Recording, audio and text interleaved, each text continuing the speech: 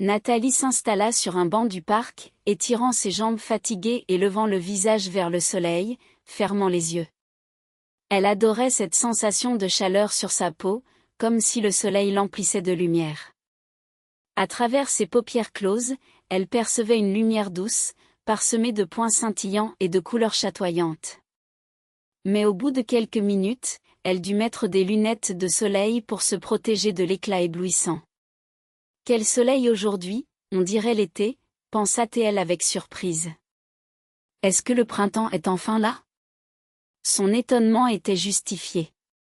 Cette année, la nature avait mis du temps à se décider, testant la patience des citadins. Au début de mars, l'air avait commencé à sentir le printemps. Les premières flaques d'eau apparurent, et la neige, devenue sale et compacte, commença à fondre.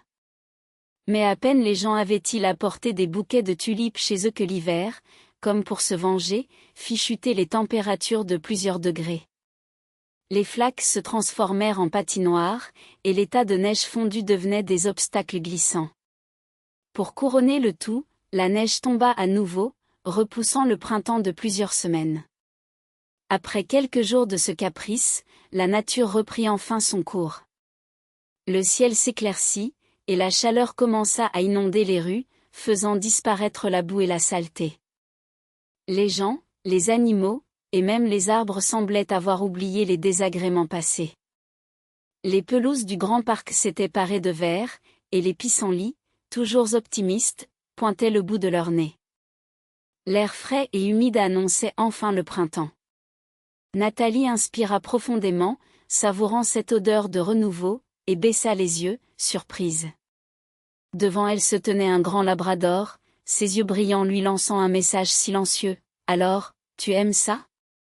Allez, lève-toi et viens jouer avec moi. » Le chien semblait débordant d'énergie, sa langue pendante et son sourire canin illuminant son visage. « Bonjour, beau gosse, » murmura Nathalie, admirant le pelage doré du chien qui brillait au soleil. « Tu veux jouer? Avec ce temps magnifique, c'est le moment idéal, n'est-ce pas? » Le chien aboya joyeusement, comme pour confirmer son enthousiasme, avant de s'élancer, une branche à la patte. Nathalie le suivit des yeux, fascinée par la grâce de ses mouvements.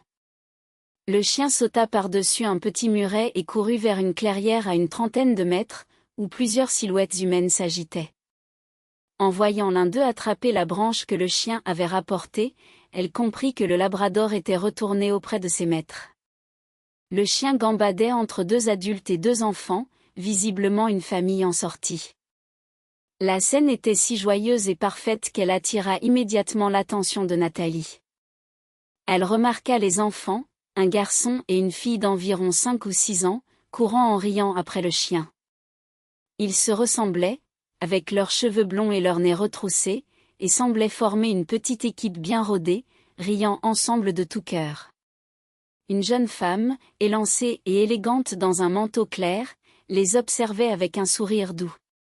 Elle avait d'un foulard jeté sur les épaules, et ses longs cheveux bruns brillaient au soleil.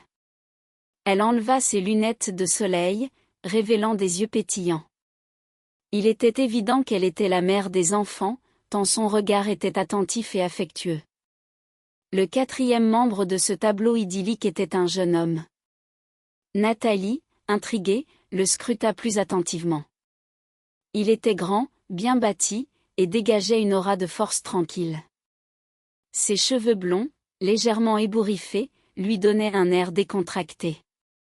Il portait un manteau ouvert sur un pull blanc qui soulignait sa silhouette athlétique. Bien qu'il ait des lunettes de soleil, Nathalie n'avait aucun doute, son regard serait captivant. Si seulement il se retournait et souriait, avec des dents blanches. Pensa-t-elle en l'observant.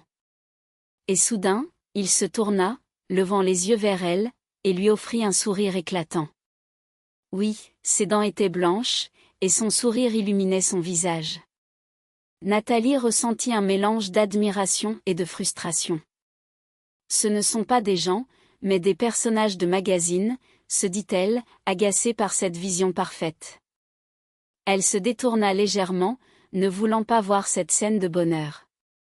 Elle comprit alors que son irritation n'était pas simplement de la jalousie, mais une profonde envie. Assise sur ce banc, elle enviait ces gens heureux, insouciants, profitant du printemps et de la compagnie des uns des autres. Dans sa propre vie, Nathalie n'avait jamais connu une telle beauté, une telle tendresse. Rien qui ne lui donne envie de prendre quelqu'un dans ses bras, de plonger son regard dans le sien et de sourire de bonheur. Au contraire, sa vie, ces dernières années, ressemblait à une parodie de ce que l'on considère comme une vie, un amour, une famille. Une parodie, comme le petit chien de sa belle-mère, un être malicieux et hargneux, à milieu de la grâce du labrador qui jouait devant elle. Nathalie venait d'une famille modeste, sans richesse ni tradition familiale particulière. Son père, Serge, était ingénieur dans une grande usine, tandis que sa mère, Irène, était souvent en déplacement professionnel. Pendant longtemps, cela ne l'avait pas dérangée. Elle se contentait de voir son père rentrer chaque jour, de le voir se laver de la saleté de son travail, et de le voir la soulever dans les airs, riant ensemble. Les dîners étaient simples, souvent des pâtes ou des saucisses, mais cela n'avait pas d'importance pour elle. Elle se dépêchait de finir son assiette pour passer du temps avec son père, à jouer ou à discuter. Parfois, sa mère interrompait ces moments, l'envoyant dans sa chambre pour discuter avec son père de sujets qu'elle ne comprenait pas. Nathalie attendait avec impatience le retour de son père, même si l'heure du coucher approchait. Elle se réjouissait de le voir s'approcher d'elle, de la couvrir de sa couverture, de lui écarter les cheveux du visage et de lui chanter une berceuse avec son sourire chaleureux. En grandissant, Nathalie commença à réaliser que sa famille ne correspondait pas tout à fait à l'idée que l'on se faisait d'une famille normale. Dans les familles de ses camarades, les rôles étaient souvent différents. Les pères ne faisaient pas la lessive, ne couraient pas dans les magasins, ne participaient pas aux réunions de parents d'élèves, et ne passaient pas leur soirée à cuisiner. Bien sûr, ils pouvaient faire tout cela de temps en temps, mais pas quotidiennement. Dans la famille de Nathalie, c'était son père, Serge, qui s'occupait de presque tout. Cette prise de conscience s'est intensifiée lorsqu'elle avait environ 10 ans. Un jour, alors que Serge tentait de démêler les longs cheveux de sa fille, il se mit à pleurer en coupant une mèche qui s'était enchevêtrée. Nathalie, en larmes, lui demanda « Papa, pourquoi tu me coiffes ?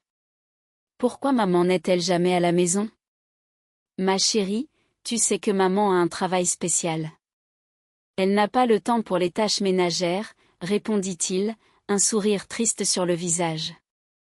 Et elle n'a pas le temps pour moi non plus, rétorqua Nathalie, la voix ferme. Ça veut dire que son travail est plus important que nous, n'est-ce pas ? Ne dis pas ça, insista Serge en secouant la tête. Maman nous aime. Elle aime aussi son travail et ne veut pas l'abandonner. Mais nous sommes ensemble, n'est-ce pas ? Cette conversation difficile était révélatrice. Irène, la mère de Nathalie, était conductrice de train de voyageurs.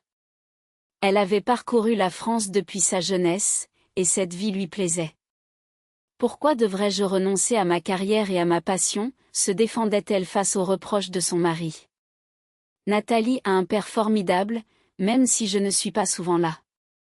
Irène n'était pas une mauvaise mère, mais lorsqu'elle était à la maison, elle tentait maladroitement de compenser son absence.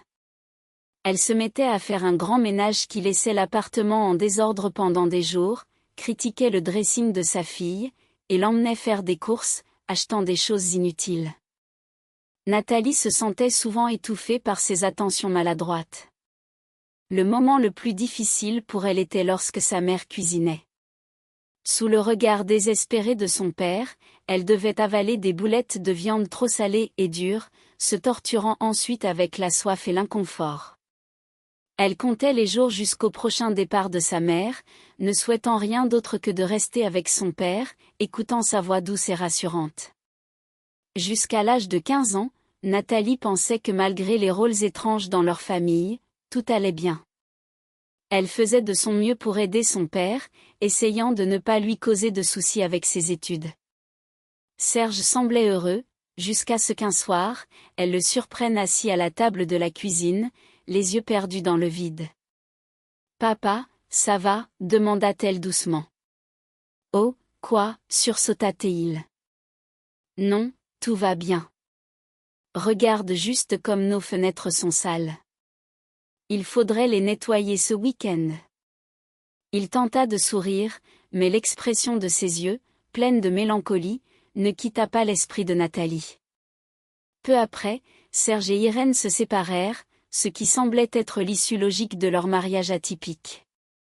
La question de la garde de Nathalie ne se posa même pas. Serge, désormais libre, ne trouva ni la force ni l'envie de changer le cours de sa vie. Au contraire, le divorce l'affaiblit encore plus. Il commença à boire, seul, comme il avait toujours fait. Nathalie observait avec douleur cette vie qui s'éteignait lentement, mais elle se sentait impuissante. « Ne t'inquiète pas pour moi, ma chérie », dit un jour Serge avec un sourire. « Tout va bien, même mieux. Tu ne vas pas croire, mais j'ai rencontré une femme formidable. Peut-être que je vais me remarier. » Il riait, mais ce rire ne réchauffait ni le cœur de Nathalie ni le sien. Pourtant, la femme dont il parlait, Nadia, fit son apparition dans leur vie. Lorsque Nathalie la rencontra, elle ne pouvait pas croire ses yeux. Elle était si différente, si vivante, qu'elle se détendit en voyant son père sourire à nouveau. Serge semblait revivre, il parlait plus, riait davantage, et même ses cheveux, autrefois ternes, prenaient une nouvelle vie. Les bouteilles vides disparurent, tout comme le sentiment de désespoir. « Nathalie », dit un jour Serge, un peu gêné. « J'ai demandé à Nadia de m'épouser, et elle a accepté. Je ne sais pas comment tu le prends. »« Je suis heureuse pour toi, papa, » répondit-elle avec assurance. « Peut-être que tu seras enfin heureux. » Cette déclaration marqua un tournant pour Nathalie. Elle comprit que pour qu'une famille soit normale, une femme devait s'y consacrer entièrement. Elle se concentra sur ses études, développant ses compétences en mathématiques et en sciences. Elle termina l'école avec mention et entra dans une université réputée à Lyon.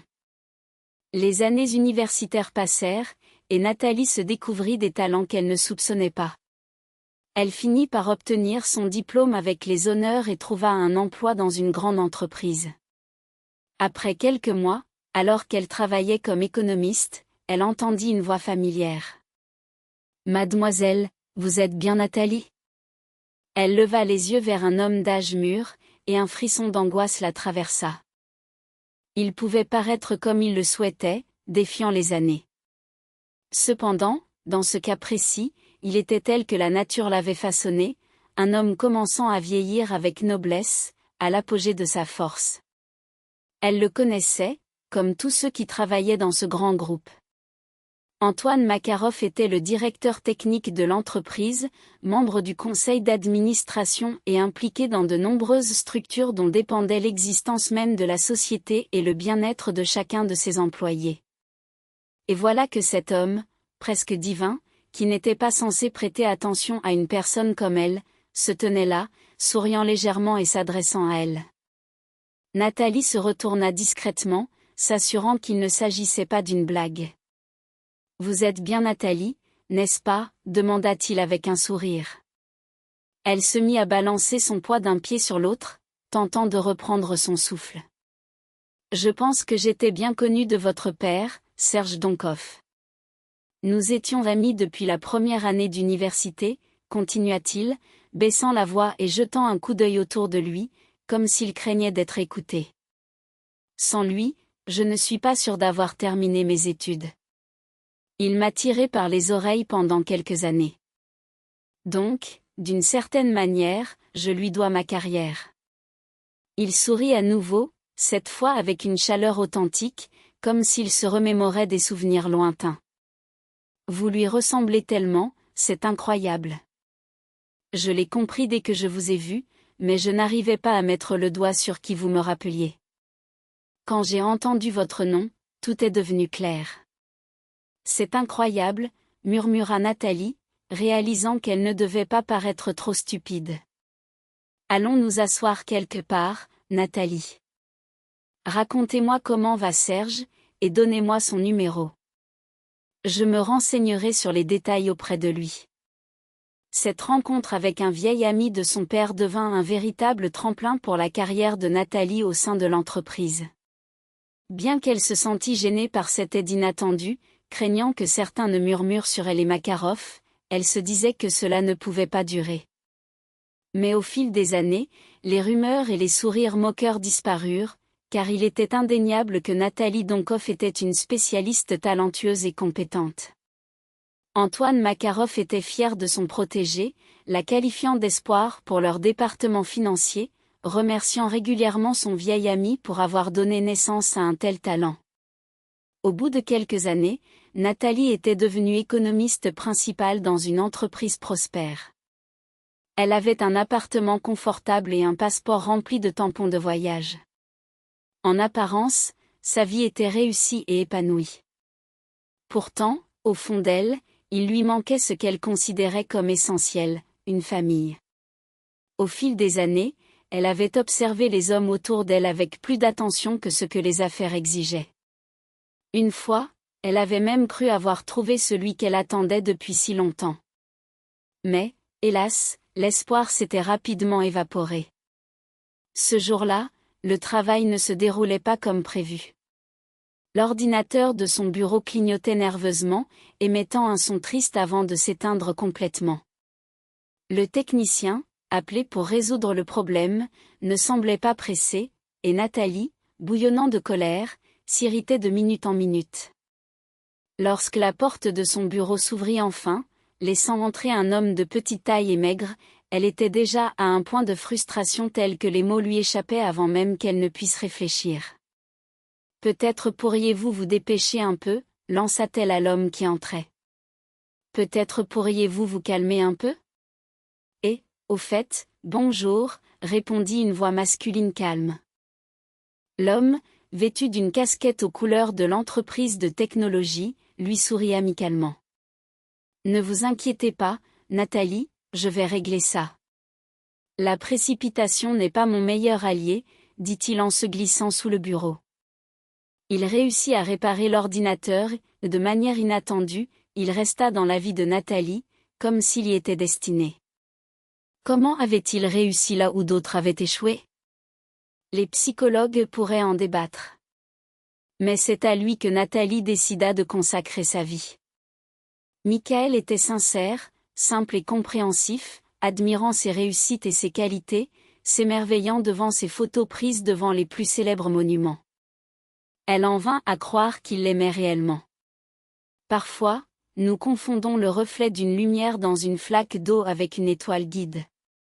Michael venait d'un petit village où sa mère, Ludmila, ainsi que 2 sœurs et un frère avec leur famille nombreuse, résidaient encore. Une grande famille, bruyante et directe dans ses jugements et actions. C'est grâce à cette franchise que certains membres de sa famille venaient régulièrement et sans frais chez Nathalie, qui, bien sûr, était devenue la maison de Michael. Pendant plusieurs années, Nathalie était convaincue que tout allait bien, jusqu'à ce qu'elle commence à ressentir une fatigue croissante, la cachant aux autres et à elle-même. « Je ne sais pas quoi faire. Je vais probablement devoir rentrer chez moi », annonça Michael un jour. « Ma mère va de mal en pis. Elle ne peut presque plus marcher. Ses jambes la lâchent et son cœur la fait souffrir. Tu imagines comme c'est difficile pour elle dans ce village? Mais à quoi bon y aller?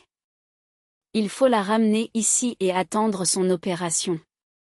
Tu ne connais pas un hôtel pas cher? Mais non, Michael, quel hôtel? Répondit Nathalie.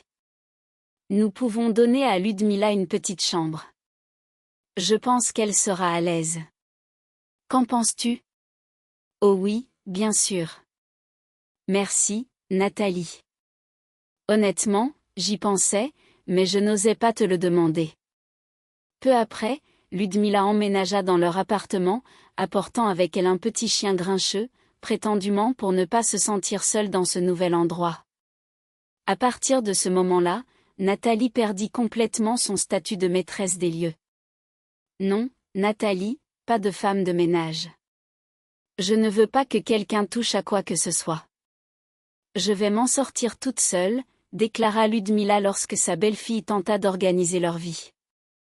Puis, dans des circonstances floues, Michael perdit son emploi et s'installa simplement à côté de sa mère.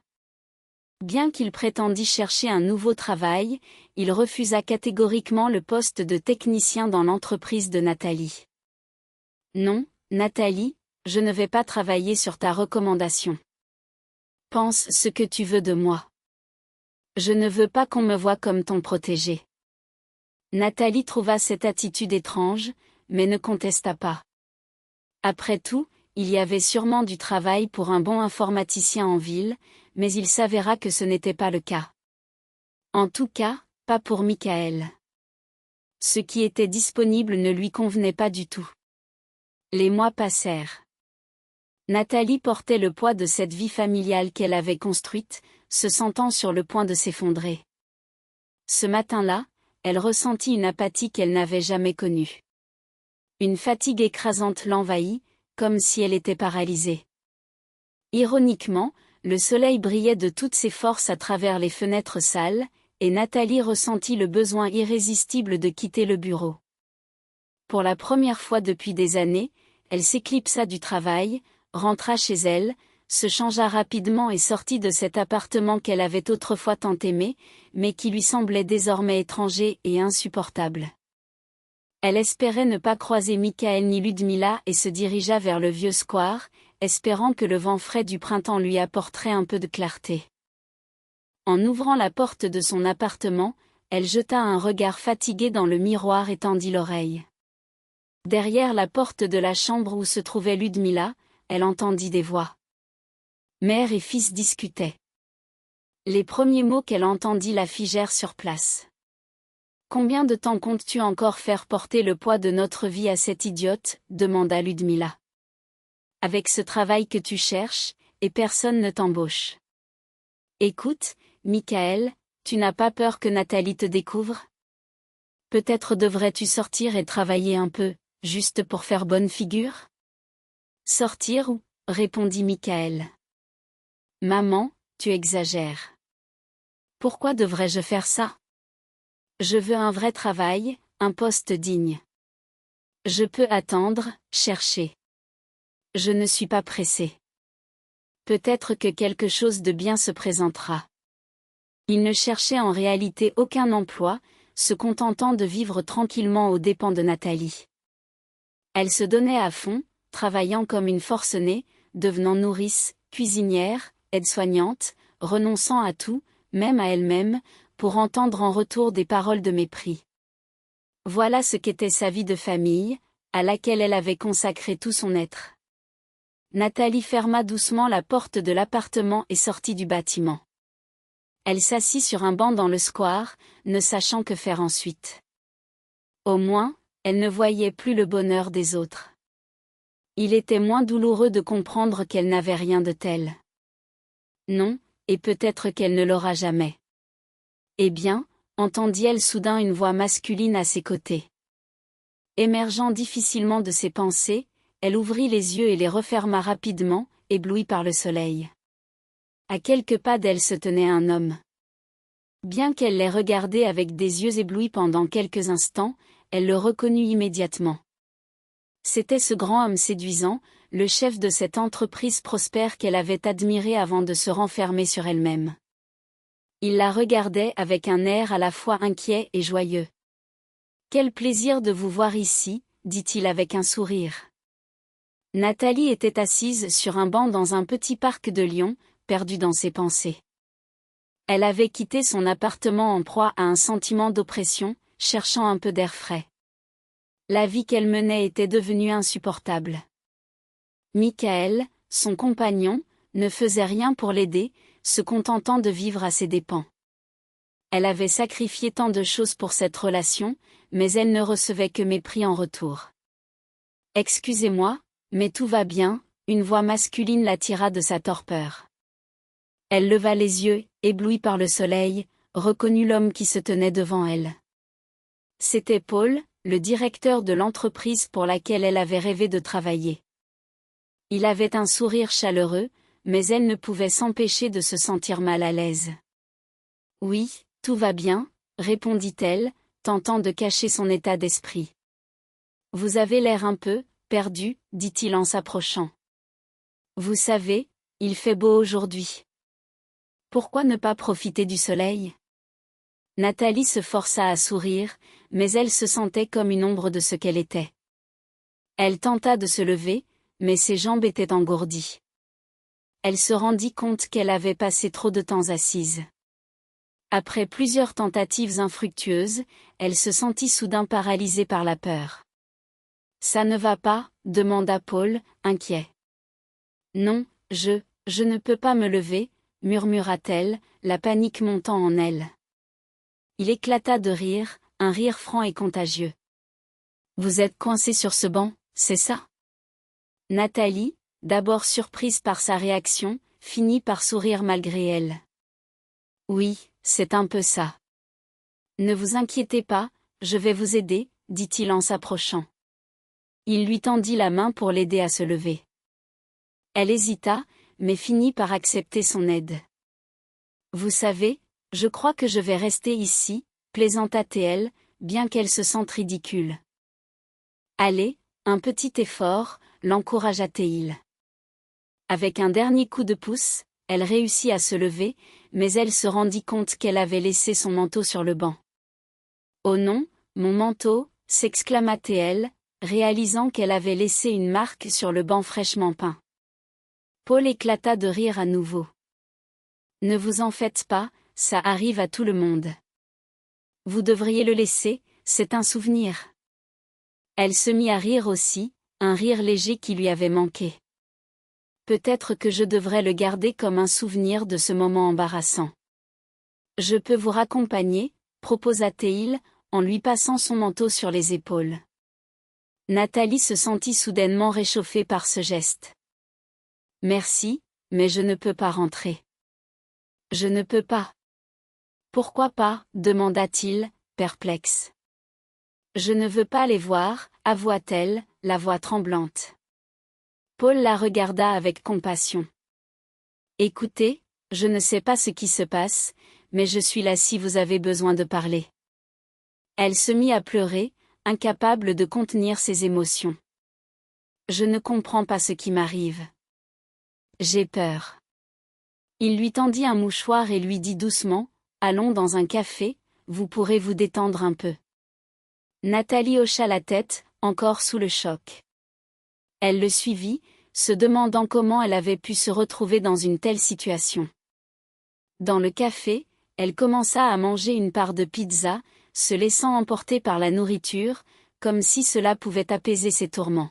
« Vous avez un bon appétit », remarqua Paul en souriant. « Je mange quand je suis stressée », admit elle, réalisant à quel point cela avait toujours été son refuge. « Alors, racontez-moi ce qui se passe », invita-t-il, sincère. Nathalie hésita, mais quelque chose dans son regard l'encouragea à se confier. « Je ne sais pas par où commencer. Ma vie est devenue un véritable chaos. » Elle lui parla de Michael, de ses attentes déçues, de sa solitude, de sa peur de l'avenir. Paul l'écoutait attentivement, sans jugement. « Vous méritez mieux que ça, » dit-il enfin. « Vous méritez d'être heureuse. » Nathalie se sentit soudainement plus légère, comme si un poids s'était enlevé de ses épaules. Peut-être qu'elle pouvait espérer un avenir différent. « Merci de m'écouter, » murmura-t-elle, reconnaissante. « C'est normal, » répondit-il avec un sourire. « Je suis là pour ça. » Elle se rendit compte qu'elle avait trouvé en lui un soutien inattendu, une lueur d'espoir dans son monde sombre. « Je vais essayer de prendre des décisions pour moi-même, » déclara-t-elle avec détermination. « C'est tout ce que je veux entendre, » dit Paul, son regard brillant de compréhension. Nathalie se sentit prête à affronter ses démons, à prendre le contrôle de sa vie. Elle savait que ce ne serait pas facile, mais elle n'était plus seule. « Merci, Paul, » dit-elle, le cœur battant. « Je suis là, » répondit-il simplement, et elle sut qu'elle pouvait compter sur lui. Abonnez-vous à la chaîne de nombreux